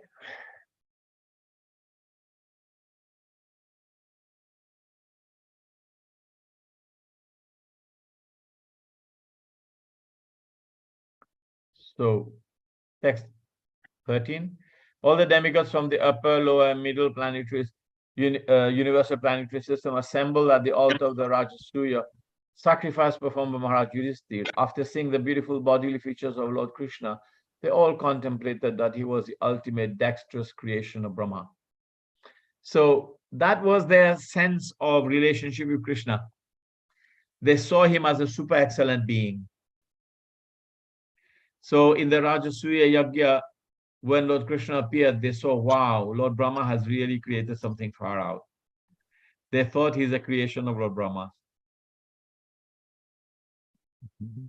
That is interesting, because depending on which angle they are standing on, their level of appreciation of devotional service or perfection to self-realization, they would see him. Those who are still engrossed in ritualistic activities, those who are demigods attached to their power and position, and those who are yogis attached to their austerities, and those who are jnanis involved in their mental speculation would not be able to see him as a Supreme Lord. And we have to always know that. That's just like we talked about Naimisharanya, different personalities were there. So we should not, we should understand that how people will see him, how living entities will see him. The demigods thought that Lord Krishna, like themselves, was also created by Lord Brahma, but in fact, Brahma was created by Lord Krishna. Tables turned. No one is a creator of Krishna. Rather, he is a creator of everyone. And this is the first verse of the Chatushloki Bhagavad Gita 10:8. Aham sarvasya prabhavo matak sarvam pravartati. I'm the source of everything. All spiritual and material world emanates from me. The wise who know this worship me with love and devotion. So those who know him as the source of all material and spiritual world, they worship him, but not necessarily that he is in the close proximity and association of these personalities who come for the Rajasuya Yajna could actually appreciate he is the source of all material and spiritual things. Because that understanding of Krishna being the Supreme Lord is even not very clear in the head of Brahma in the beginning. He saw Vishnu. Right? They saw Lord Vishnu as the person who does the Sarga Visarga. And then Lord Brahma takes on from Visarga. So they don't see Krishna as being the person. So that's why his pastimes in Braj is bewildering. And that's why in the Srimad Bhagavatam, the very opening statement, the invocation says that Tene Brahma Hridayadi Kavaye, the first created being Brahma, Tene Brahma Hridayadi Kavaye Muhuyanti Yat Surayaha.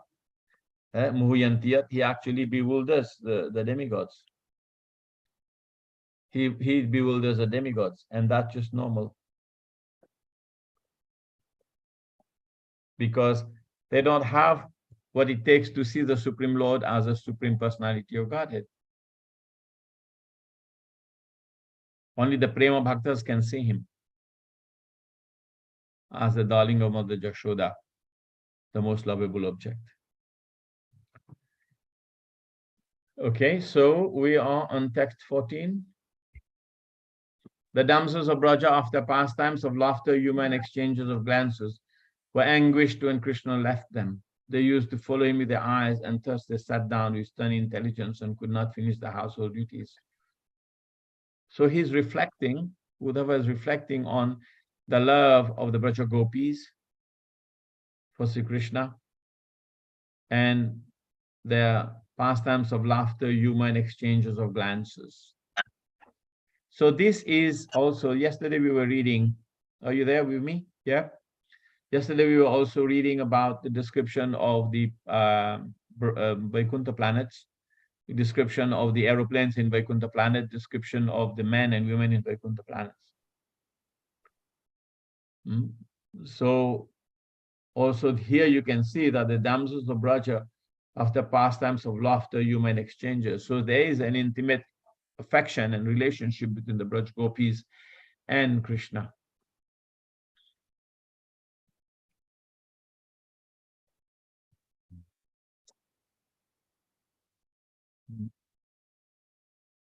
So text 15, the personality of Godhead, all compassionate controller of both the spiritual and material creations. He is unborn, but when there is friction between the peaceful devotees and persons who are in the material modes of nature, he takes birth just like fire accompanied by the Mahat Tattva. So this is an interesting statement. So he appears immediately, just like there's friction between two things and it creates electricity or it creates fire. So when the devotees are in a situation where they're not so, they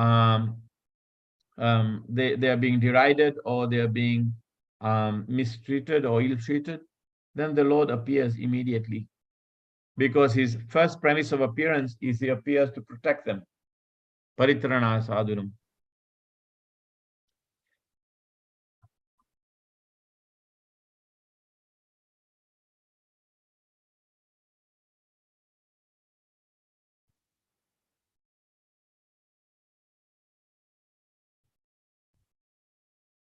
Okay, so someone can read the purport. It's an interesting purport.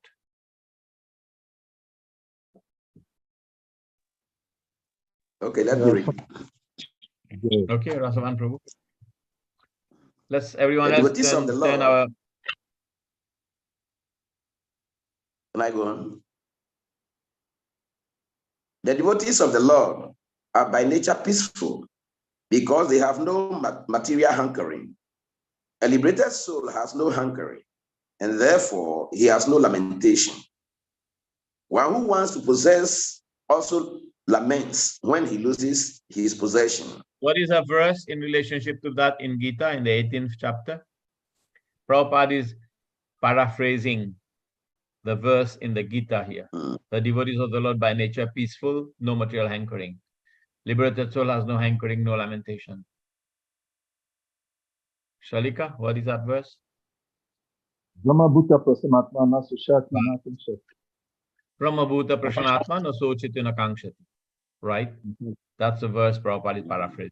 Carry on, Prabhu. Yeah. Devotees have no hankering for material possessions and hankering for spiritual salvation. They are situated in the transcendental loving service of the Lord as a matter of duty, and they do not mind where they are or how they have to act.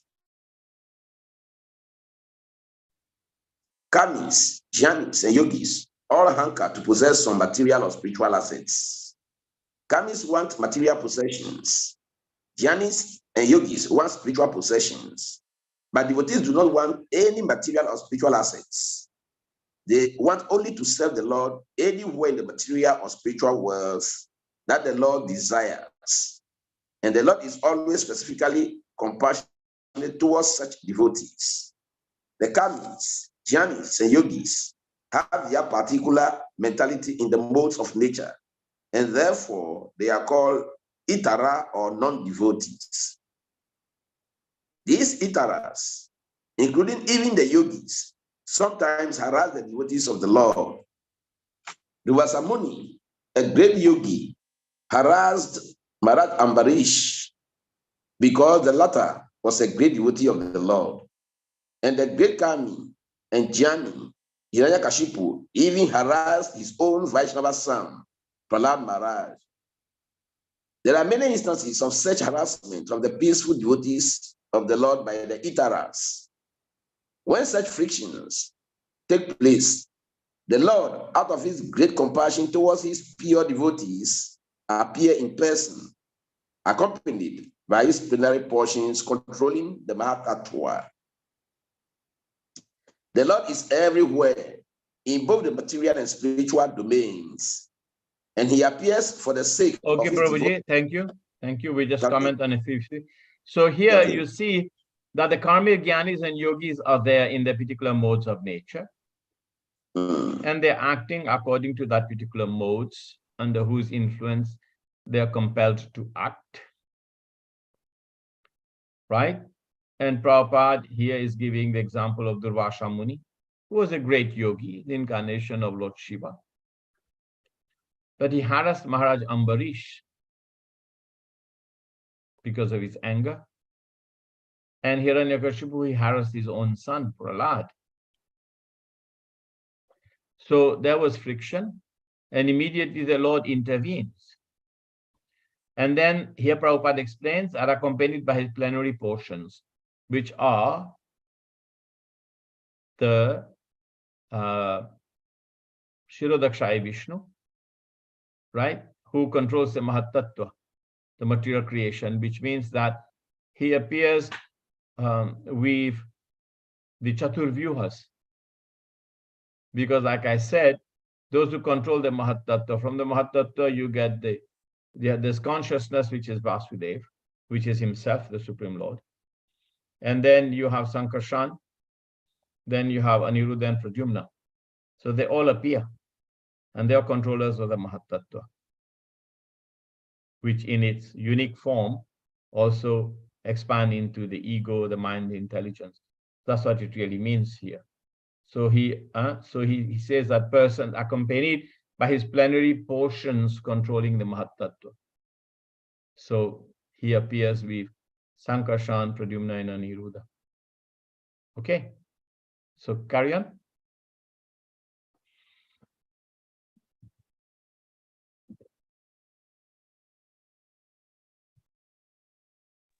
You are muted, Rasavan Prabhu.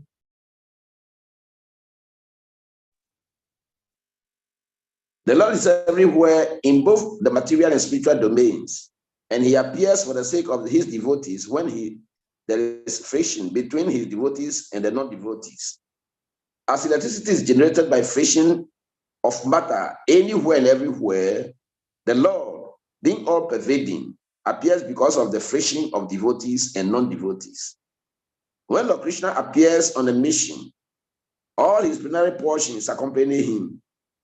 When he appears as the son of Vasudev, there were differences of opinion about his incarnation. Some said he is the Supreme Personality of Godhead. Some said he is an incarnation of Narayan. And others said he is the incarnation of Shirodakshaya Vishnu. But actually, he is the original Supreme Personality of Godhead. Krishna's two Bhagavan Swayam, and Narayan, the Purushas, and all other incarnations accompany him to function as different parts of his pastimes.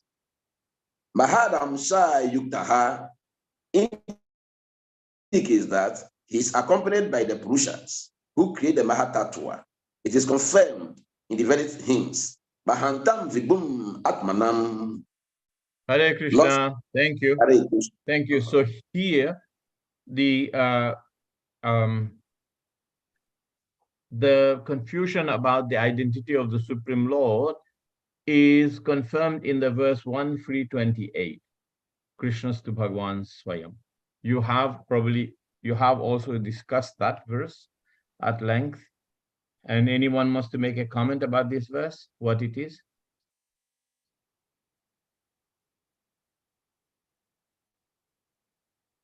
This is called what verse is it called? The Emperor verse, anyone remembers?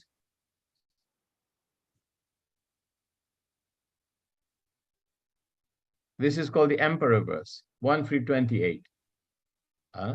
Ete changsa kalaha pumsas Krishnastu Bhagwan Swayam Indrari Vyakulam Lokam Mridyanti Yuge Yuge. And this is called, you have not discussed that at length, the importance of this verse?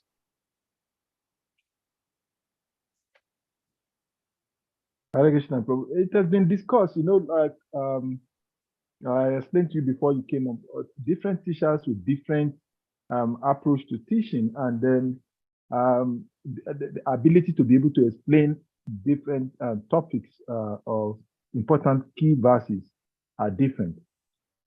Okay, all right. But this is called the Paribhasa Sutra. Paribhasa Sutra. The Paribhasha. Hindi में परिभाषा क्या कहते हैं? The paribhasha, the essential language of the Bhagavatam is centered around this verse. The essential explanation, the essential tika, commentary, the essential purport of Srimad Bhagavatam is centered around this verse. And anything that does not take into account this verse and any explanation divergent from this verse is said to be not in concordance with the mood, the mission, and the message of Srimad Bhagavatam. So, Paribhasha Sutra, Jiva Goswami explains this Paribhasha Sutra at length in the Sandarbha. And in this Paribhasha Sutra, the superlative position of Krishna is established in the first canto. In the third chapter, we discusses different incarnations of Krishna. And the text 28, which is this verse, Ete Changsa Kalaha Pumsas, Krishnastu Bhagavan Swayam, Indrari Vyakulam Lokam Bridyanti Yuge Yuge. I put this verse here.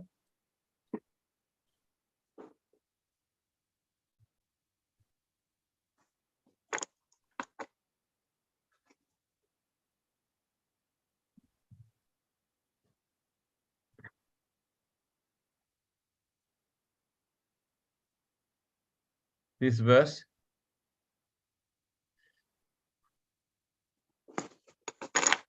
Okay. And this is called the Paribhasa Sutra. Okay, so Prabhupada explains this verse in such, look at this purport. Right? So he explains that Krishna is a samam bonam. Krishna is one without the second. All the different incarnations are incarnations of Krishna or incarnations of Krishna, which is called Kala. Ete cha angsa. Others are either angsa, portions or portions of plenary portions, which is called Kala. And Krishna is the Supreme Lord himself. And all of them appear on planets whenever there is a disturbance. All of them who are either plenary portions or portions of plenary portions or Supreme Lord himself. They appear on the planet whenever there's disturbance by the atheist. Indra Ari means those who cause the enemies of Indra, which means that those who cause disturbance to the managerial order of the universe. So then the Lord appears, Vyakulam Lokam Ridyanti Yuge Yuge. So this verse is considered to be the Paribhasa Sutra. This is a Paribhasa Sutra of Srimad Bhagavatam. And any explanations of Srimad Bhagavatam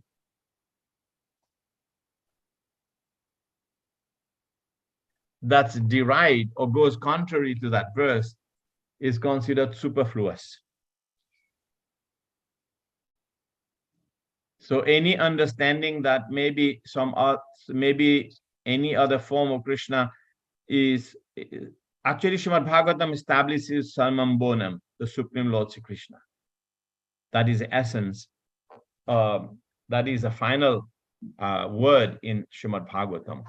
And this verse establishes that when the list of incarnations are discussed in chapter 3. So please take note of that verse.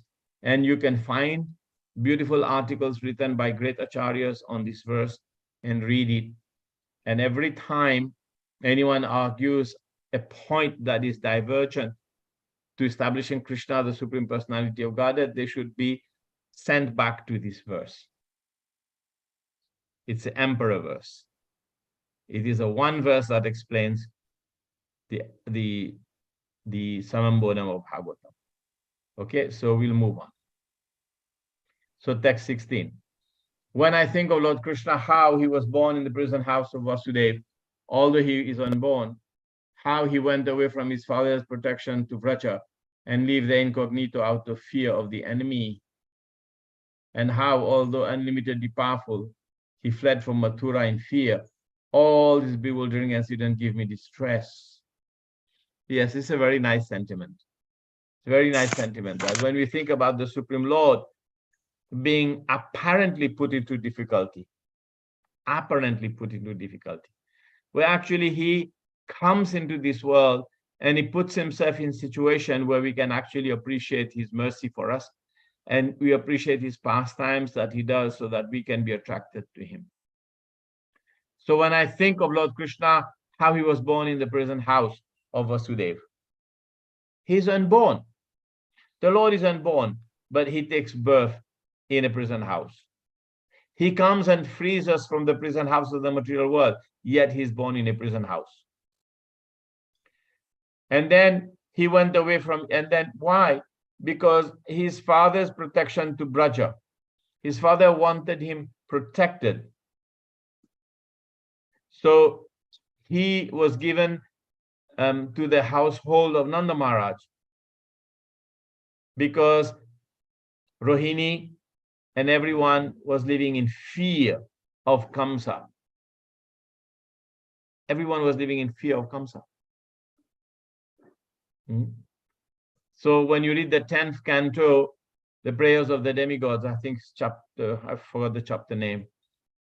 And Lord Krishna, he arranges his pastimes in this beautiful verse. In the 10th canto, he says, Gacham Devi Brajam Badre Gopa Gopi Ralankritam Rohini Vasudevasya Haryastenanda Gokhule. He calls Yoga Maya and he arranges his appearance. Krishna actually in Golok Vrindavan, he calls Yoga Maya and he says, Gacha Devi. He said, oh Yoga Maya, go Brajam Bhadre, to the auspicious land of Braja.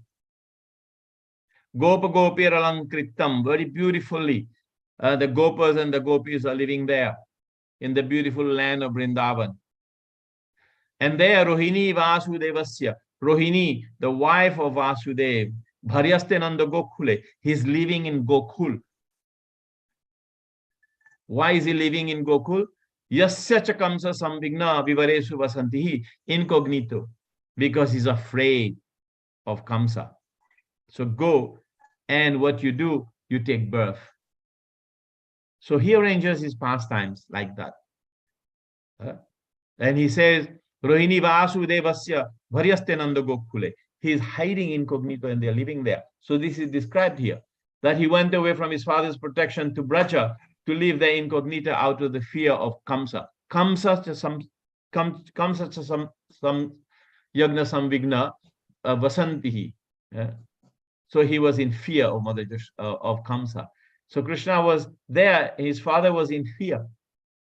So they sent him to Nanda Gokul. And he also explains that Shesha, Balaramji, whose natural mother is Rohini, but he is now in the womb of Devaki. Devasi says Sakhyam, he beautifully explains. He says, what is he doing there?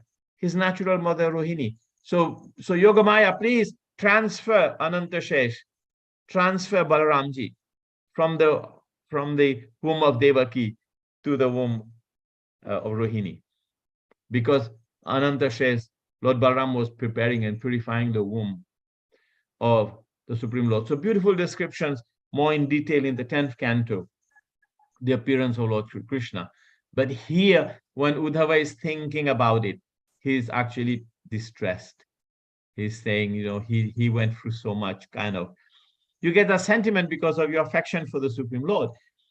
And even that sentiment is also, you can read that sentiment also when Krishna had pulled the Yamala Arjuna trees, and Nanda Maharaj's older brother Upananda came and he said, since this boy has appeared, he's been in danger. Sakatasurs, then Trinavarta, then Putana, then Trinavarta. Now this has happened. We have to leave. So they left Nanda Gokul and goes to Vrindavan. So it's a beautiful pastime. So also similarly, Uddhava is thinking about all this and he's feeling saddened in his heart. He's feeling in distress.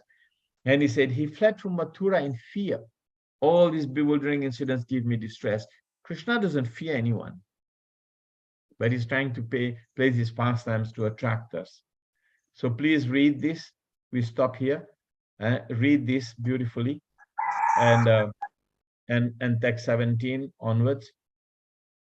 So we're not able to cover. Maybe I'm taking too much time to do these verses. We should be covering about 20 verses. And hopefully if you devotees read, then I can go faster. Otherwise, it's going to take very long to finish this. I should be doing 20 verses, and I'm hardly covering 10.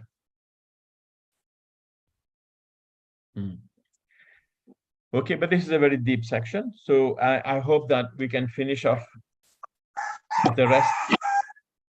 If you read and bring up the questions and make notes on the different, and it will be very helpful with the guide that I've sent you, the overview. Use the overview, read in the sections, and bring the points up. Hare Krishna, thank you so much. Any questions or comments? Hare Krishna. Thank you so much, Prabhuji, for your time. I don't have any question. Anyone? I don't know.